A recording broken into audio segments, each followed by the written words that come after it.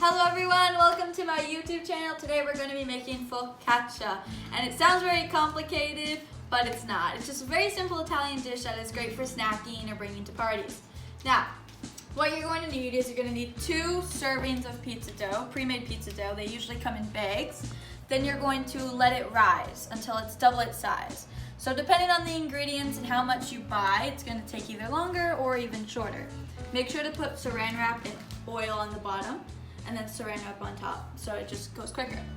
Then you're going to get a bunch of tomatoes. These are just large, standard Roman tomatoes. Then you're going to get some oregano and salt. I just have this, which is both of them mixed together, but either way it's fine. And some olive oil. Now, you're just going to chop the tomatoes in half, like this, then in half once more. Depending on the size, you might want to cut it a few times, and then you're just going to cut those in half. This is definitely a dish that's not supposed to be perfect, so don't focus on those tiny details. Just cut them simply. I like this dish also because of how easy it is. So, just repeat it again. Half, half, half, and then little pieces. So, once you have all of your tomatoes sliced in a bowl, you can get started with the fun part. So you're just gonna grab a handful. Well, actually, first of all, you're going to smooth out the dough. And this is, some people find it satisfying, some people find it yucky, and in my case, I find it very yucky, but. Okay, so you're just gonna spread that out to the corners, and it's all right if it kind of squishes in after, as long as it's decently spreaded. So, after that, you're going to grab a handful of tomatoes and you're just gonna plop it on there and make sure you get it in all the crevices. Now, this is when it's gonna be mushy and it's gonna fall apart, but that's what you want. You want all those juices to go into the dough and make it really, really flavorful. So, and it's okay if you don't use all your tomatoes. You can also use it to make a simple sauce after, and you're just gonna squish those in there to the tiny crevices. So, and you don't have to worry about spacing. This is just a dish that you can wing, you know, not much measuring or complications. So, now, I'll show you when I do the other one instead of boring you. So that's what you're gonna do for both, or how many you have. So I just covered these all with tomatoes. As you can see, they're not all perfect, but that's what you want. Make sure you're not afraid to just smush them in there. It looks very messy at the beginning, but trust me, the flavor is delicious.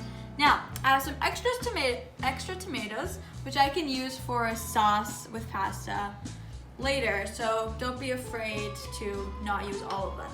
Now, here's the oregano and salt. You're just going to put that all over.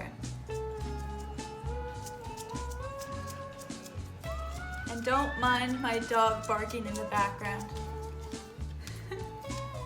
Okay, now you're going to douse it, and I mean douse it with oil. Like, I'm talking drowning it in oil. Also, preheat your oven to convectional roast 425, and it cooks for 18 minutes. And if it's not fully cooked, then you can just cook it longer. My cameraman is being very annoying and difficult to work with right now. I was just informed that I need more salt and more oil. So we're just going to do that. Anyway, and then more oil. This is running out, so it's perfect. We'll just finish it off. So, when I mean douse, I mean douse. And apparently I didn't even douse it well enough, so that shows you need to douse it. Now, we're gonna pop these into the oven for 18 minutes, and we'll see if they're fully cooked.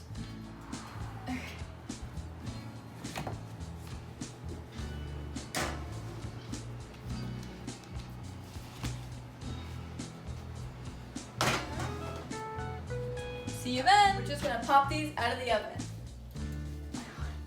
Okay. And we're going to let them rest for a little bit before we cut. That's one. And there's two. This one, they rose a lot.